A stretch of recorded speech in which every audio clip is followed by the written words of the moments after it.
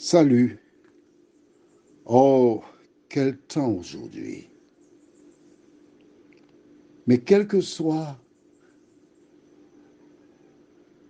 la température ou les éléments climatiques, dans ton cœur et dans les miens, il y a le soleil de justice, à savoir Jésus, qui illumine notre existence. Nous méditerons ensemble sur Exode 3, verset 5. Mais juste avant, recherchons l'aide et la compréhension de Dieu, notre Seigneur et notre Dieu. C'est encore avec un cœur reconnaissant pour le souffle de vie que nous venons vers toi. Nous sommes bien conscients que sur cette terre, il existe deux catégories de personnes. Les enfants du diable et les enfants de l'Éternel. De nous aider, Seigneur, par ta grâce, à être tes enfants, nous t'en prions. Au nom de Jésus et pour ta gloire éternelle. Amen. Nous lisons donc dans Exode chapitre 3, au verset 5, ce qui suit. Dieu dit, n'approche pas d'ici. Ôte tes souliers de tes pieds, car le lieu sur lequel tu te tiens est une terre sainte. Waouh! Rappelle-toi. Nous avons vu hier comment cet homme, Moïse, qui jadis avait tué un Égyptien, avait fui dans le désert, était arrivé à Madian. Il a perdu tout le luxe, le cadre, sa famille, tout. Il a été séparé de ses proches. L'histoire de Moïse, c'est aussi ton histoire, mon histoire. Car lorsque nous rencontrons Jésus de Nazareth, nous sommes appelés à faire des choix. Jésus déclara un jour à ses disciples, « Et quiconque aura quitté à cause de mon nom, ses frères, ses sœurs, son épouse, son époux, etc., recevra le centuple et la vie éternelle. » Accepter Jésus nous demande parfois l'éloignement, car des membres de notre famille deviennent des agents du diable, des pièges pour nous. Et Moïse, qui n'avait aucune perspective ni projet de vie là, son seul projet consistait à emmener les brebis dans de verts pâturages. Mais ce qu'il ignorait, c'est le fait d'avoir des brebis et de les conduire là-bas. Dieu était en train de le former parce qu'il avait un projet pour lui. Quel que soit le lieu où tu te trouves, donne le meilleur de toi-même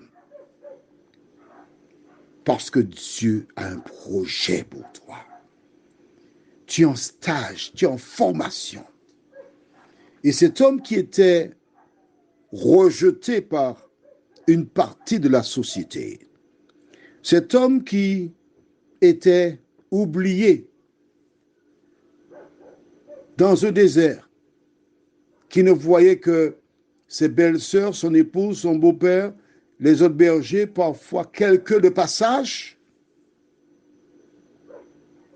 devait réfléchir sur son passé, tout ce qu'il a perdu, tout ce qu'il aimait, le caviar, le gâteau à l'ananas, aïe, aïe, aïe, le Robinson, la Moncaché, le pâté goyave, aïe, aïe, aïe, aïe, aïe, quand j'y pense encore. Et que penses-tu des mangues Julie, des bassignacs lorsqu'ils sont bien mûrs là? Si tu ne connais pas ça, il faut venir aux Antilles. pour goûter un bassignal. Pas trop, trop, trop, trop, trop. Parce que si tu en manges trop, tu peux perdre le sens des choses. Et au mango moussage. Et toutes ces choses défilaient dans le cerveau de Moïse. Il ne les verrait plus. Et contre toute attente, le buisson est en flamme. Toi qui m'écoutes ce soir, si tu connais une personne seule, en marge de la société, qui refuse de rencontrer des gens, je te fais la proposition suivante. Va lui rendre visite. Permets qu'il écoute l'audio d'hier et celui d'aujourd'hui. Car cette personne a probablement une blessure, une souffrance. Elle se sent rejetée par la société. Mais qui que tu sois, tu es un Moïse. Quel que soit ce que tu aies fait ou vécu, Dieu t'aime.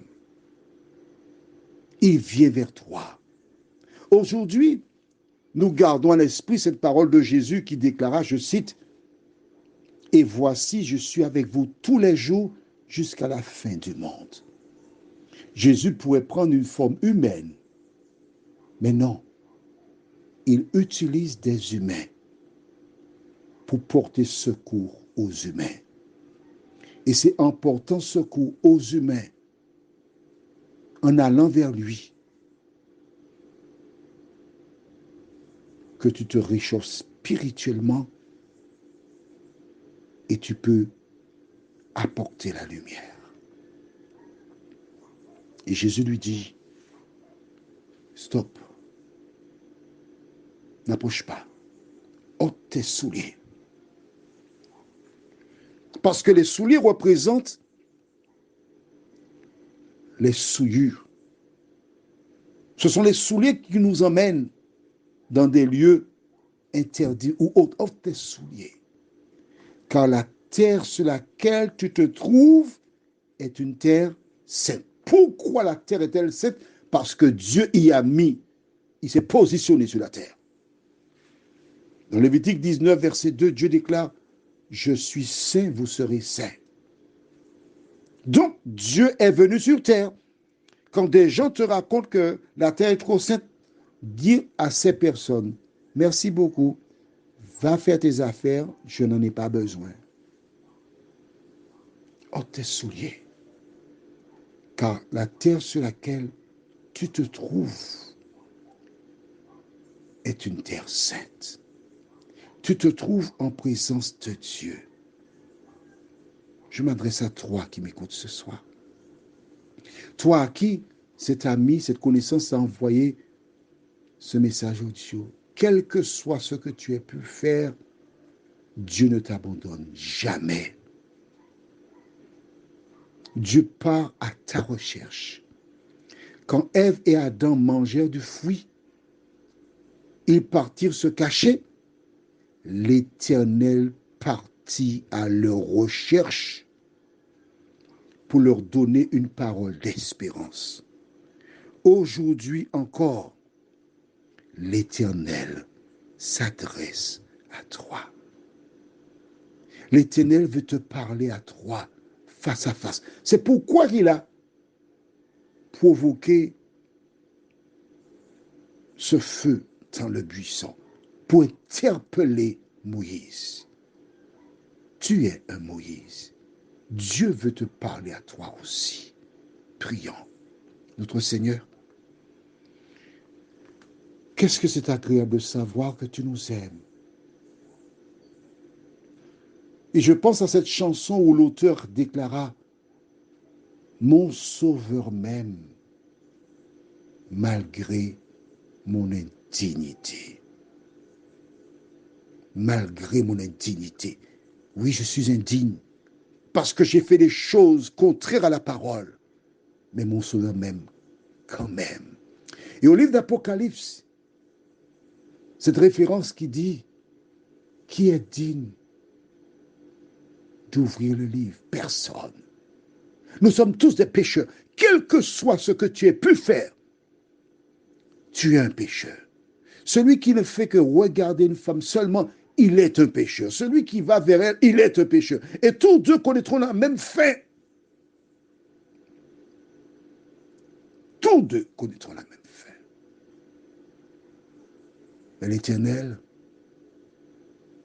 se présente à toi, à moi. Et tout ce que j'ai à faire, c'est de reconnaître mon erreur. Alors, est-ce que tu reconnais tes erreurs? Si tu reconnais tes erreurs, dans ton cœur, dis Seigneur, je reconnais, je n'ai pas dû faire, j'ai mal fait. Je te demande pardon. Tout ce que tu as à dire, c'est cela. Si tu es sincère, l'Éternel te pardonne là maintenant. Je te dirai plus demain là-dessus. Tout de suite, là même, il te pardonne. Il te donne une page nouvelle. L'ennemi ramènera toujours ton passé. Mais rappelle-lui, son avenir, il sera têtu au retour de Jésus, après les 1000 ans. Seigneur, merci pour ta parole.